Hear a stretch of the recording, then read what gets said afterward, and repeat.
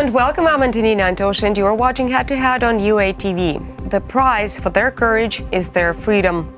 The words underlining each story of the Kremlin's prisoners, series of stories about people who had courage to oppose the occupation of Crimea openly and now are imprisoned by Russian authorities. The Kremlin's prisoners is a part of bigger informational campaign making the 4th anniversary of Russian occupation of Crimea. To tell more about this initiative, we're joined in the studio today by Emine Dzhaparova, First Deputy Minister of Information Policy of Ukraine. Hello and thank you for joining us. Thank you for welcoming me here. So please tell us more about the initiative called Occupied Peninsula, 4 Years of Resistance. So that's a huge campaign. It doesn't have any date. We started it 4 years ago. Whenever, as soon as since Crimea was occupied. The big slogan behind is Crimea is Ukraine, of course, and we are happy that there is today official frame is non-recognition frame and sanctions frame is still and remains efficient. The international Fora that we had 26th of February is a part of that campaign. This is actually one of the main events that we have within a year. Main thesis I want to state is that we are speaking about not only the date of the anniversary of the occupation, we are speaking about the resistance that is there, as far as there are very absolute physical symbols of that resistance, which are and who are this 64 political prisoners that are the Kremlin's hostages. This Fora is aimed at putting together NGOs, international community, state of Ukraine, just to have a social agreement, just to discuss what has happened, what Crimea had been turned to, what kind of crimes against Ukraine and citizens of Ukraine are committed by Russia in Crimea today. And one of the main questions I had a chance to answer the guests, the international guests that we had at the Fora is that we will soon witness the elections of the president in Russian Federation.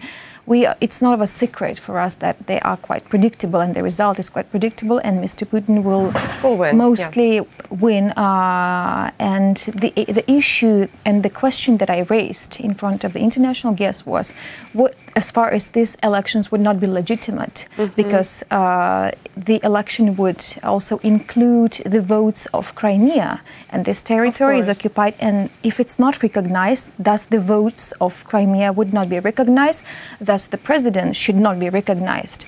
So this is the question I raised. We didn't have any certain answer for that question, because the logic says, of course, that no one should shake hands to Mr. Putin, recognizing him as a president, but we will see what real politics says. So anyhow, we raised this question. I think that the capitals would now will have to come up with a kind of a official response to that issue that we raised. We will see.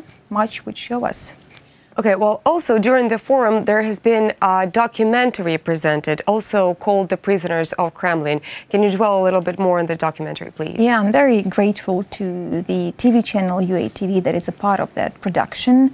As far as I told you, we prefer to speak about resistance, not just I know, the main emphasis is made on the word resistance, not the occupation. So this is the key. We were willing to show who are these people, these concrete symbols of resistance, what they survived through, what kind of pain they are surviving because of their position, because of their struggle, because of their non-recognition of the Russian status, what consequences are there. So these are this is about not just, statistics that we have, let's say 64 Kremlin's hostages, but these are children, these are, parents, this is family pain that people survive through by having political prisoners. So I think that we try to show this documentary in an emotional way, kind of showing the emotions of human beings.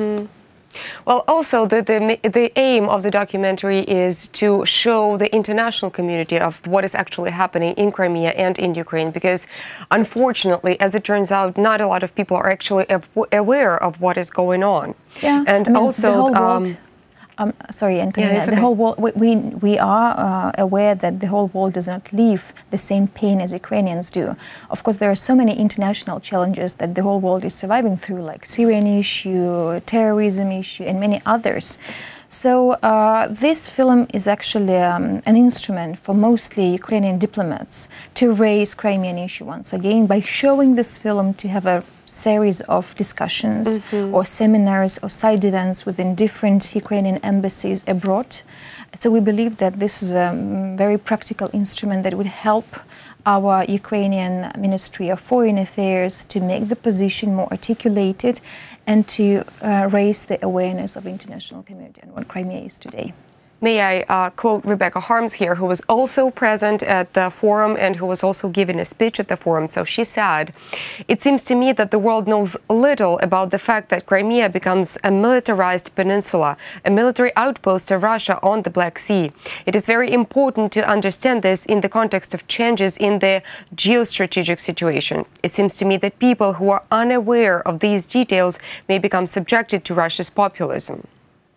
So is the movie that was, the documentary that was presented, is it actually, does it also plan to tackle these problems voiced by Rebecca Harms? Yeah, both. Tackle both issues, like the pain that people are going through and surviving through, and also the criminal acts that Russia is committing in Crimea, which is also militarization. I had a conversation with Ms. Rebecca Harms a day before, and she was kind of, very articulated, and she's, as you might know, that she's a good friend of Ukraine and a huge supporter and an advocate of Ukraine in European Union. And being a part of European Parliament, she's using every single chance to raise Crimea and Donbas issue on the agenda of the European Union and the European Parliament. And she said that our mistake, that the mistake of international community was to speak about green soldiers or green men that are there, but we had to speak about Russian aggression since the first day as the green men appeared on the peninsula, and she said that this was our mistake. But the issue is now not to only discuss the mistakes that we have. The main issue that we also raised within the Fora was the creation and like further steps, what could be done more, because we believe that, of course, having in or regarding the situation when Crimean issue is being raised on the international information space very sporadically, we think that there should be a formalized platform that would raise the Crimean issue systematically. Like an informational campaign?